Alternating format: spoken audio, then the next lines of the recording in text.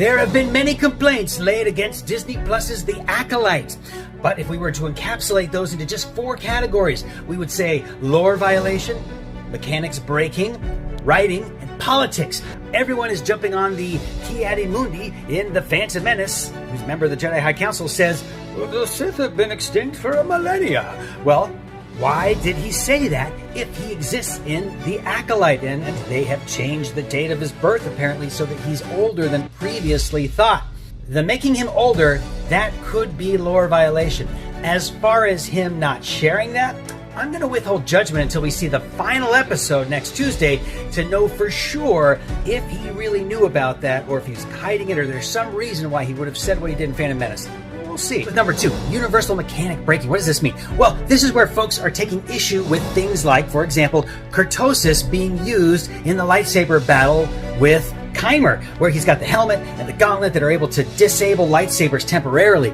But this isn't lore breaking. This already existed. That's the ignorance of some of the commentators not realizing that that was the case. Now, another complaint in this category would be some of the way that divergence in the Force works, or the witch's magic and so forth. And that's a little bit different. See, there can be expansion of existing lore and existing ideas without breaking the mechanics of how things work, right? Expansion is different. And I think if they had just taken more time to explain this in the episodes, or maybe had more episodes, it would have brought it to a more satisfying, believable conclusion. All right, this is not meant to be an apologist's explanation of The Acolyte, okay? I know there have been a lot of complaints, but I want to address one of those complaints. A lot of people online are saying, wow, Sol tried to save both of the twins by holding up the 2 sides of this very heavy bridge, when he could have just grabbed the 2 girls with the Force and floated them on over to himself. Might not be that simple. So I realized that in The Empire Strikes Back, Luke is able to float some rocks, and then he is unable to float his X-Wing out of the bog, right? And Yoda has to do it, right? But what does Yoda say? It's not an issue of weight, right? He lets Luke know very clearly that it's really just an issue in his own mind. He doesn't believe he could do that, right? So if Sol is in a place of self-doubt and confusion, I don't know, it might have been hard for him to pull off something that might have required more focus and concentration versus just sort of a brute force kind of push, if you will, to sort of hold up the bridge temporarily. So I don't want to judge that too harsh. The writing. Now, I want to make a distinction. There's a couple of things in the writing that you might take issue with. One of those is the dialogue, and that's fair. I agree. The dialogue has been very clunky for many of the episodes in The Acolyte. I think that episode 6 was a little more standout in positive dialogue, but beyond that, yeah, it's been a little rough. And that holds the story back, which is unfortunate because there's a great story to tell here. I actually think there's some interesting characters and there's a lot you could do with them. Now, from a storytelling aspect, there's also some concerns about the way the motivations of the characters have been depicted.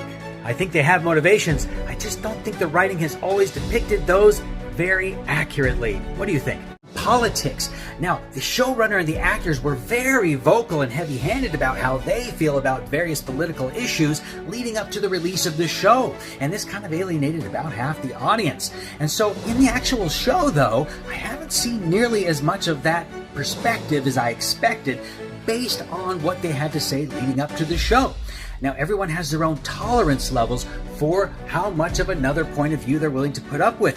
The Acolyte does not reflect my own personal worldview. However, that doesn't necessarily detract from my ability to enjoy the show simply because of its politics. This is a quality we have potentially as Americans, right? But I'd be interested to hear from you guys and from folks from other countries. What you think? Well, we finally made it. We're at episode 8, the finale of Acolyte, and I've got some concerns. There's too many plot lines that are hanging out there. I just don't know how they're going to do it, wrapping up the 3 main plot lines, which is with Kymer and May, with Osha and Sol, and with Venestra, and just get it to a satisfying conclusion. The length of the episodes is just too short as it is.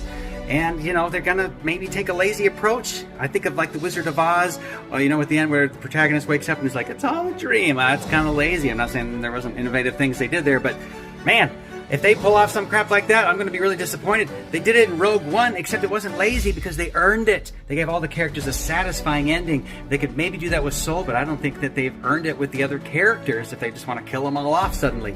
So we'll see how it goes, but I wish they had made all the episodes longer or just made more episodes and they could have really fully fleshed out these plot lines that they wanted to explore. What do you guys think? Subscribe and like for more.